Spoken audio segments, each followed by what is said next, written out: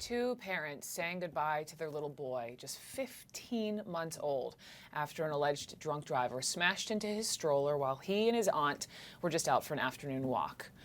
This is MMA fighter Marcus Cowell and his partner Michelle and their son Liam. These parents releasing heartbreaking pictures of little Liam's final moments as he was taken off of life support this week. Marcus posted this photo showing him holding the scraped little hand of his toddler son.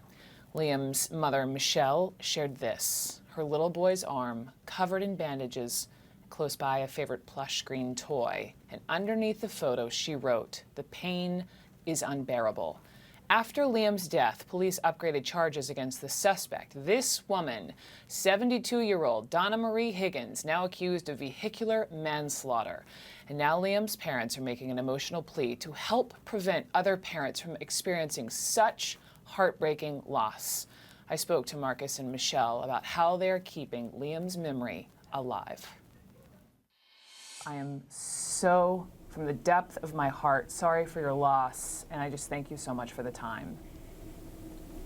Thank you. Thank you for having us. How are you holding up? How are you even able to put one foot in front of the other? It's because that's what he would have wanted. He was such a joyful little child, and you know, we want to make sure that one, if we can stop one single person from getting behind the wheel and driving drunk, and that would save one life, then his life and death wasn't in vain. But we're planning on going much further than that. We don't want to save just one life. It's a thing that has to change in this country. 0.08 and the term legally drunk isn't acceptable. Michelle, how are you doing? I'm breaking. I am unraveling. My baby is gone. Our baby is gone because of a reckless act that somebody did.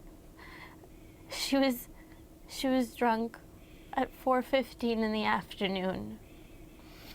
She has had her life to live. Our son didn't have, he had so little time.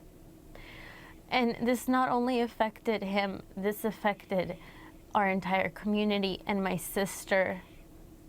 She thankfully will be okay, but the damages are everlasting. What are your, in his 15 months on Earth, what are your favorite memories of Liam?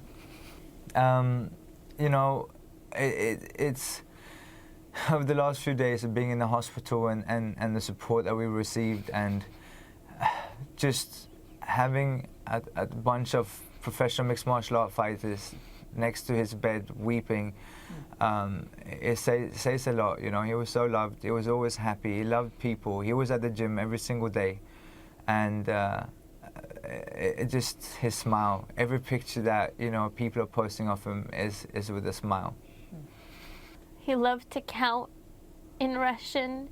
He loved to say thank you in Swedish. He loved to use sign language and say he wanted more food. He loved to eat. He was a really good eater. He loved to play on the swings, and he loved our dogs. He loved to chase our dogs around. And for us, you know, he loved to share his toys and food, and we already started this legacy of his by donating his organs, and he's already donated his little heart and you know, his kidneys, and his lungs are going to research. As Marcus said, he loved to share, and though we never ever wanted to make this decision, it was a natural one. If he can't use his body, if he's gone, we can at least save somebody else. Yes, yes, which you are, it sounds like, several times over. Just before I let you go, you know, what do you want the world to know about Liam? What will you miss the most? His laugh, his smile, everything. Yeah, his laugh and his smile, and just the person we wanted him to grow up and to be. We always said, people said, you know, oh, he's at the gym every day, he's going to be an amazing fighter one day.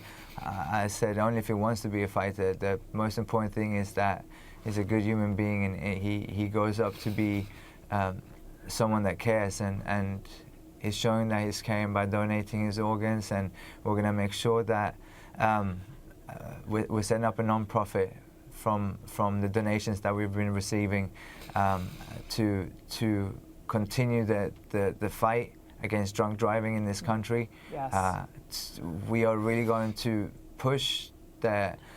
Again, there's a lot of points that can be discussed regarding political issues, but 0.08, there's no excuse in today's society.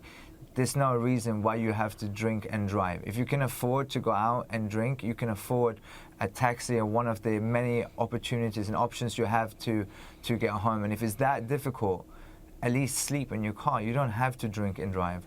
Yes, yes. And for everyone who's watching whose hearts are breaking along with you, who would like to donate, there is a GoFundMe page dedicated to little Liam. Marcus and Michelle, again, I am so sorry, but thank you for shining a light for something that is so important. Thank you both.